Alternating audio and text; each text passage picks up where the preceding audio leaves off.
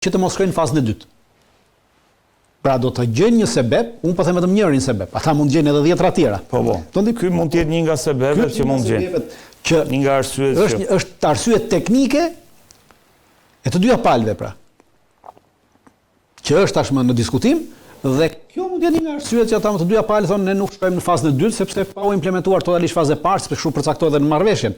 Pa implementimin e fazës parë nuk kemi kalim fazën e dytë. Pra faza e dytë kalohet pas implementimit total fazës parë. Duke qenë se ti nuk më jep mua ata të vrarët. Ti s'm kthen mua të burgosrit, atëherë faza e parë nuk ka implementim dhe mbetemi këtu dhe nuk shkojmë më në fazë dytë dhe mund mbetemi në këtë anë pushim. Kjo nuk do të thotë që të fillojmë me luftime. Pra anë pushimi mund të shkojë, mund të vazhdoj, por nuk kemi më fazë të dytë. Dhe gjithë kjo maskaradë që shihni këtu ka qenë thjesht një show politik, sepse Izraeli bie për të rekuperuar Izraelin dhe për të legjitimuar genocidin. Asgjë tjetër. Pra, nuk u flot fare deri më sot për genocidin, për asnjë gjë dhe nuk mban kush përgjegjësi për atë që ndodhi. Ndërkohë, dritan të munguarit e mëdhej, pavarësisht se patëm edhe një deklaratë të Lavrovit, një konferencë përshtyp për sa i përket këtij plani, të munguarit e mëdhej aty janë Kina, Irani, Rusia, pak a shumë ai bloku që ka filluar të ravizohet si një blok, le të themi, i ri në shahun e madh gjeopolitik. Unë nuk them që janë të munguar, sepse ata s'kan marrë pjesë asnjëherë. Do themi të munguar në rast sa do të kishin marrë pjesë. Ashtu siç e thash edhe më pak më parë, në të 12 rastet ku ka pasur marrëveshje armë pushimi, të 12 rastet janë ofruar dhe menaxhuar nga Shtetet Bashkuara të Amerikës. Pra kjo treguar që Shtetet Bashkuara të Amerikës prej 67 se këtej e kanë parë dhe kanë vulosur këtë territor si pjesë e hegemonisë tyre, pra si pjesë e interesit amerikan. Dhe duke qenë se është pjesë e interesit amerikan, nuk mund të fusin këtu as Kinën dhe as Rusinë. Në asnjë moment nuk do ta bënin palë të kësaj. Sepse në rast se e bënin palë, domethënë që ti po hiq dorën nga tërë, pofton edhe të tjerë. Dakor. Ju bën një ftesë Iranit, por edhe ajo për ta futur në kurth që në rast se Irani do merrte pjesë këtu, në rast se Irani do të merrte pjesë, atëherë ti jeni të bindur që Netanyahu do të merrte pjesë. Dhe kjo do të thoshte se në rast se Irani merrte pjesë, domethënë që Irani mund të ishte pjesë dhe ne thoshin që do të jetë pjesë e akordeve abrahamike, sepse në rast se ti merr pjesë në këtë marrëveshje, atëherë ti automatikisht njeh shtetin e Izraelit, ndërkohë që Irani publikisht nuk e njeh shtetin e Izraelit. Pra nuk mund marrë pjesë në një marrëveshje, për të mos një marrëveshje për legitimitetin e shtetit të Izraelit kur ti nuk e njeh shtetin e Izraelit. Dhe Irani refuzoi pjesëmarrjen në këtë pranë në të kurth. Në fakt do ta kem aty Izrael hajomin në regjia. Është kurth në favor të Izraelit dhe në favor të Iranit. Nuk ka të bëjë me paqen. Është thjesht kurth në favor të Izraelit. Nëse kjo do të ndodhte. Ishte shqetësuar në fakt regjia do ta kem atë fotografinë e gazetës Izrael Hajon ku le të themi kjo kërkesa që Trump i bënte Iranit për të marrë pjesë, lexohej si një divergjencë e madhe midis Shtetet Bashkuara të Amerikës dhe Izraelit për sa i përket qasjes që duhet të kenë jo nuk është divergjencë, mediat izraelite janë mjeshtre atëre. Trump si Iran po kanë ngritur një alarm në Izrael. Izraeli është mjeshtër në mashtrim. Po. Dhe motoja për shembull e Mossadit është by way of deception. Pra në rrugën e mashtrimit. Motoja kryesore e shkruar në derën e zyrës së Mossadit, kur shkon në agjencinë e Mossadit, shkruan by way of deception. By way of deception, po, me mënyrën e mashtrimit. Me mënyrën e mashtrimit. Dhe kjo është mënyra e mashtrimit për të krijuar idenë e të gjithëve se shikon ne po i bënim nder Iranit, pra Irani po do të sonë, ndërkohë që ky nuk Tirani s'ka asnjë nder, sepse nuk e njeh Izraelin dhe nuk ka asnjë marrëdhënie me Izraelin. E para, e dyta ka deklaruar që nuk kemi asnjë marrëdhënie me Shtetet Bashkuara të Amerikës, pas pranojmë as të riulemi sërish në tavolinë me amerikanët, edhe pse janë afruar, dhe e gjitha do të shkonte në shërbim vetëm të Izraelit, në asnjë vend tjetër. Prandaj nuk e hënë kurthin dhe gjitha kjo është një mashtrim për të treguar idenë. Trump ka deklaruar që Irani e ka të vështirë dhe nuk do ta fillojë programin nuklear. Këtë të tha edhe para Knesetit. Trumpi nuk ka ide fare se çfarë do ndodhi. Trumpi nuk ka asnjë njohuri as për atë çfarë ka ndodhur në Iran kur ka bombarduar. Nuk ka asnjë njohuri të asaj. Prandaj po ngulin këmbë të madhe që të riçojnë sërish inspektorët e Kombeve të Bashkuara, të cilët deri dje bashkëpunonin me Izraelin, që të shkojnë të rishofin se çfarë ka ndodhur. Pra ku janë, cilë gjendje është. Pra kjo tregon që nuk kanë asnjë lloj dienie me atë se çfarë ndodh, çfarë ka ndodhur dhe çfarë ndodh sot në Iran. Plus janë të tmerruar për shkak se Irani ka vazhduar dhe ka nënshkruar marrëveshje të bashkëpunimit bërthamor me Rusinë dhe këta nuk kanë asnjë njoftim nga Rusia, pra nuk ka asnjë dieni se ç'ndodh atje. Kjo nuk, domethënë për sa i përket Rusisë. As Rusisë, as Iranit. Nuk ka asnjë qasje më. Si do të jetë roli i Iranit dritan, ndërkohë që Turqia, Siria, Arabia Saudite, Katari, gjitha vendet e gjirit, Egjipti, pak a shumë gjitha vendet muslimane sunite janë, le të themi, kanë rënë dakord për të patur një paqe afatgjat me Izraelin. Shiko, nuk është... Cili do jetë fati i Iranit? Do të themi gjë. Fati i Iranit është ai që ka qenë për 2500 vjet shtet. Pra siç ka ekzistuar, që 2500 vjet do vazhdoj të ekzistojë. Ky është fati i Iranit. Nuk mund ta rrezikojnë në qëndësinë e shtetit iranian as Trumpi, as Netanyahu, as Erdoani, as këta tjerë, të cilët juve po thoni që kanë rënë akorde. Këta nuk kanë rënë akorde, këta kanë marrë urdhra. Pra, këta janë në urdhrat e Shtetit Bashkuar të Amerikës dhe unë po ju them një fakt. Dakor, po është fakt që vetëm si vjet, nga marsi i këtij viti, ka pasur një stërvitje të përbashkët të forcave ushtarake të Katarit, të Egjiptit, të Arabisë Saudite, të Izraelit. Ishte si lajm ky. E pashtë dhe kjo stërvitje e përbashkët e tyre ka zgjatur 3 muaj dhe është bërë me qëllimin e Gaza po ndodh ajo që po ndodh. Bërë me qëllimin e integrimit të mbrojtjes ajrore dhe të cyber security. Pra këto vende. Çfarë ishte ky bashkëpunim? Bashkëpunim me ndërhyrjen e Shtetit Bashkuar të Amerikës, me diktatin e Shtetit Bashkuar të Amerikës dhe gjithë ky bashkëpunim ka ndodhur në bazën e Al Udaidas. Po. Në Katar. Pra, oficerët izraelit kanë marrë pjesë për 2 muaj në një trajnim të përbashkët të gjitha këtyre vendeve. Po, ai ishte lajm shumë interesant, por që tregon një bashkëpunim me Izraelin. Këtë po të them, çfarë do të ndodhë tani me Iranin? Asgjë nuk do ndodhi. Tregon një bashkëpunim me Izraelin, sepse i ka detyruar Amerika, por kjo nuk do të thotë se Irani kërcënohet prej tyre. Asnjë nga këto vende nuk ka kapacitetet të kërcënojë Iranin. Asnjë nga këto vende. Është qartë. Kështu që pra pa ndërhyrjen e Shtetit Bashkuar të Amerikës nuk do të prodhojë asgjë. Thjesht po prodhon vasalitetin e tyre ndaj Izraelit dhe mashtrimin e tyre publik të madh që kanë bërë qytetarëve tyre që gjoja kanë qenë me palestinezët, në fakt vazhdonin edhe trajnime ushtarake me Izraelin. Dhe për këtë arsye nxituan të gjithë të formosin në Sharm el Sheikh, sepse ndërprerja e këtyre luftimeve i shpëtonte këta nga humbja e qeverisë, nga rënja, sepse njerëzit po fillonin të merrnin pra, në rast se do vazhdonte lufta.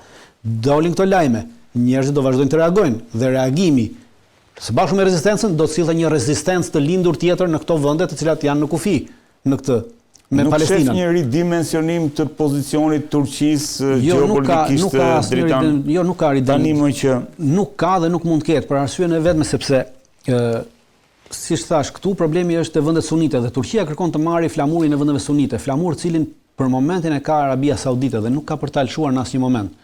Po. Sepse në rast se e marrim të atëre turqit po duan të marrin 2 gjëra, të ndryshojnë 2 gjëra në këtë aspekt. Dhe pse turqit po mundohen të hyjnë në Palestinë? Po mundohen të hyjnë në Palestinë nëpërmjet Gazës dhe pastaj të përfundojnë edhe në bregun perëndimor. Dhe në bregun perëndimor turqit të ofrojnë si mbrojtësit e xhamisë Al-Aqsa. Po. Ndërkohë që mbrojtjen e xhamisë Al-Aqsa e ka mbreti i Jordanisë, pra e ka Jordania. E qartë. Nuk e ka, pra sauditët kanë Mekën, kurse Jordania ka Al-Aqsën. Dhe turqit po mundohen të rifuten, sepse e kanë pasur këta Al-Aqsan, kur ishte perandoria turke. Prandaj e thash që kur të rivi ushtari i parë turk, turqit do dalin më të madh dhe thonë që u rikthyem sërish në Gaza dhe në Palestinë. Dhe ky rikthim i tyre do të kërkojnë nesër, po sërish me marrëveshje me Izraelin që të rifuten edhe në bregun perëndimor. Dhe atje pastaj të rifuten në Jeruzalem dhe të marrin në mbrojtje vendet e shejta dhe sërish të marrin këtë dhe të marrin duke marrë në mbrojtje Al-Aqsan, atëherë këta të marrin primatin në vendet sunite, në vendet muslimane sunite, pra të bëhen udhëheqësit e sunizmit. U rikthyen dhe rimorën Al-Aqsan. Pikërisht, kërkojnë të rimarrin të vet duke marrë udhëheqjen e sunizmit, pra të zëvendësojnë Arabinë Saudite. Pra kemi një luftë midis Arabisë Saudite dhe Turqisë, të cilin realisht Turqia nuk e fiton dot. Sepse Turqia nuk i ofron dot Izraelit atë çfarë i ofron Arabia Saudite. Sepse Turqia e njeh Izraelin, ka marrëdhënie diplomatike, ka ndërprerë për momentin, po ka marrëdhënie e njeh si shtet. Kurse firmosja nga Arabia Saudite dhe dalja nga Arabia Saudite duke deklaruar që ne e njohim Izraelin, pra në shkruaj marrëveshjet ibrahimike, kjo jep më shumë garanci Izraelit dhe më shumë përfitime se sa mund të japë çdo lloj vend tjetër i Turqisë. Prandaj është e pamundur që Turqia të ndryshojë në këtë të hyjë në këtë gjeopolitik dhe të marrë rolin kryesor në kësaj gjeopolitike. Do të mbetet një aktor figurant, por nuk asgjë më tepër në këtë. Dritan, kalojmë pak tek Ukraina dhe Witkoff ka thënë që pas Gazës, domethënë lufta në Gaza është lidhur me luftën në Ukrainë dhe pas Gazës ka shumë mundësi që të kemi edhe, le të themi, një armë pushim apo një paqe të qëndrueshme në Ukrainë. Këtu perifrazoi presidentin amerikan. Ndërkohë dim që tensionet sa vinë e rriten për shkak se presidenti Trump po flet për t'i dhënë raketat Tomahawk Ukrainës, çka edhe vetë Trump, domthonë e citoj, e konsideron një hap shumë të rrezikshëm për sa i përket sulmit, sepse është një armë ofensive, thotë, jo defensive. Shiko, kemi dy gjëra. E para këtë deklarata e Witkoffit. Deklarata e Witkoffit ka një pikë me cilën unë bashkoj me deklaratën e Witkoffit, ku thotë që Gaza dhe Ukraina janë njëjtë. Pika ku ato qëndrojnë njëjtë është se Gaza ka qenë nën, pra Palestina dhe Gaza ka qenë nën presionin e qeverisë izraelite, pra një presion i vazhdueshëm politik, ushtarak dhe ekonomik ndaj palestinezëve për t'i shpërngulur ata nga trojet e tyre etnike dhe për të bërë pastrim etnik. Të njëjtën gjë bënte edhe qeveria e Ukrainës ndaj atyre republikave separatiste në Ukrainë, Donbasi, Luganskut. Pra të njëjtën gjë kishte nisur për 2014-s, presion politik, ushtarak, ekonomik, përzërnje për vendeve, heqje drejtës gjuhës, heqje drejtës fesë, pra gjithçka. Pra në këtë aspekt ngjasojnë, por a janë të lidhura? Kurse të lidhura nuk janë. E shkak pasojës, nëse pushon një rast? Jo, të lidhura nuk janë, sepse siç thash, do të ishin të lidhura në rast se Shtetet Bashkuara të Amerikës do ta ftonin Rusinë në këtë marrëveshje. Në Egjipt, po thua? Në Egjipt, jo vetëm në Egjipt, po prej fillimit, pra. Do ta paraqisnin bashkë marrëveshjen, atëherë po. Atëherë mund ta fusin në kurth Rusinë, që edhe Rusia detyroi pastaj të bënte një marrëveshje të vërtetë. Kjo nuk ndodhi. Dhe kjo ka shkëputur, pra nuk ka krijuar lidhje ndërmjet tyre të dyjave. Ndërkohë Lavrov nuk ka përmendur drejtan këtë mungesën e idesë së shtetit palestinez te këto 20 pika. Po pikërisht, sepse ajo është problemi, pra prandaj edhe thash që këtu është e gjitha një maskaradë. Prandaj quajta maskaradë, sepse është e gjitha në shërbim të Izraelit dhe nuk ka asgjë për Palestinën. Po parajmëron ndonjë qendrim të Rusisë? Jo, nuk ka për pasur qendrim të Rusisë, nuk ka. Ky është qendrimi i Rusisë, cilën e ka shprehur dhe po e shpreh publikisht, nuk besoj që ka qendrim tjetër. Për sa kohë çështjet nuk shkojnë në Këshill të Sigurimit, nuk besoj që Rusia do të mbajë një qendrim, pra më ndryshe nga sa ka mbajtur deri më sot. Nuk besoj. Por kjo drejtan, mbyllja e Gazës fokusin e çon në Ukrainë. Këtu duhet jemi dakord. Jo, shiko, problemi është i tillë. Dakord që fokusi mediatik mund të mbetet në Ukrainë, po Ukraina nuk ka çofron më. Pra Ukraina ka mbaruar. Në Ukrainë nuk ka çofron më. Pra Shtetet Bashkuara të Amerikës, përveç asaj që thatë juve që Tomahawk edhe ajo është teatër, jo realitet ushtarak. Pra është një teatër i cili bëhet për PR, pra për të rrequr vëmendjen, për çështje të donacioneve, për çështje për të mbajtur ngritur për arsye politike të ndryshme, sepse Trumpi ka problemin e tij dhe në 26-ën janë zgjedhjet e mesme në Amerikë, pra është middle term, që janë zgjedhjet e mesme dhe parashikohet që këto Tomahawk të jepen në 2026-ën. Dhe në momentin që do japi para këtyre zgjedhjeve, dhe pse do japi para zgjedhjeve, sepse kërkon që të marrë votat e atyre neoliberalëve, votat atyre që janë pro luftës, pra që i përkasin edhe Partisë Demokratike, edhe atyre pro luftës brenda Partisë Republikane, dhe të mbulojë gjithçka që ka bërë deri më sot, që ka dështuar deri më sot, siç thoshte që unë do ta ndaloj luftën për një ditë, për një javë, për një muaj, për 9 muaj, pra të gjitha këto. Me dhënien e tyre ai siguron votat për midtermin. Pra është një teatër për përdorim politik. Nuk është asgjë tjetër. Zelenski do të shkojë shpejt edhe në... Po, do të shkojë në takim dhe do të miratojnë atë që do të shohim, do t'ia japin. Dhe mund t'i japin në Shtetet Bashkuara të Amerikës 50 Tomahawk, po duhet kemi një gjë parasysh, sepse flasim, e kemi thënë që Tomahawkët nuk mund të përdoren, pra ka Tomahawkët që ekzistojnë sot për sot. Po, ja, do dalin, do t'i diskutojmë dhe bashkë. Regjia duhet kemi ca foto aty për Tomahawk që po fillimisht për ta kuptuar, pastaj dalim se çfarë janë këto Tomahawkët që le të themi e përshkallëzojnë kaq shumë situatën. Nuk kemi përshkallëzim situatës, kemi përshkallëzim politik, po jo përshkallëzim ushtarak. Nëse jep, në terren... Edhe nëse jep, nuk bëjnë do të asnjë ndryshim në terren, ato që do jepen, për të bërë një ndryshim në terren. Po janë 1500 kilometra dritan apo jo? Po, le të jetë 1500 kilometra. Jo, kjo është një është një tjetër regjia. Është një tjetër që tregon distancën. Ja, shikoj, jemi këtu. kjo është kjo është Tomahawk është BGM ose BG 109. Dhe fillojmë nga Ukraina, pra ka Tomahawk që shkon 500 km, këtu nuk është, ka Tomahawk që shkon 1600 km, 1800 km dhe 2500 km. Ka dhe 2500 km. Tomahawk. Po. Aktualisht. Atëherë, a mundesh një hartë më për të qëndore pak më para. Është ajo harta më përpara regjia, se është. Okej, kjo harta tashmë. Gjitha këto pikat e zeza që shihni juve këtu. Po. Janë vendqëndrime ushtarake, pra baza ushtarake ruse, baza kryesore ushtarake ruse. Dhe në total janë, në këtë distancë për 2500 km, janë 1945 baza ushtarake në gjithë të territorin e Rusisë. 1945 baza ushtarake, dakord? Kurse në territorin që ka 1600 km, janë 1655 baza. Pra në këtë territorin këtu, janë 1655 baza ushtarake ruse. E qartë. Tashmë, Shtetet Bashkuara të Amerikës në total kanë 4165 Tomahawk. 4165 Tomahawk, po. Kanë në total Shtetet Bashkuara të Amerikës. Këto 4165 Tomahawk, kryesisht 80% e tyre janë me rrezen deri 1600 km, 1800 km. Po. Dhe tashmë, problemi këtyre është që këto që kanë, ky 80% i këtyre Tomahawkëve përdoret se Tomahawk është raketë që është me lëshim vertikal. Pra do kemi parasysh, lëshimi i saj është vertikal. Domthon bie lëshimi është vertikal. Është kështu, nuk është lëshimi, duhet patjetër lëshohen në mënyrë vertikale. Dhe ato lëshohen nga nëndecet, lëshohen nga luftanijet dhe nga disa anije tjera luftarake. Vetëm në det. Kjo ka qenë, lëshohen nga deti dhe për të lëshuar këto, duhet të jesh pjesë integrale e sistemit të komandim kontrollit të Shtetit Bashkuar të Amerikës.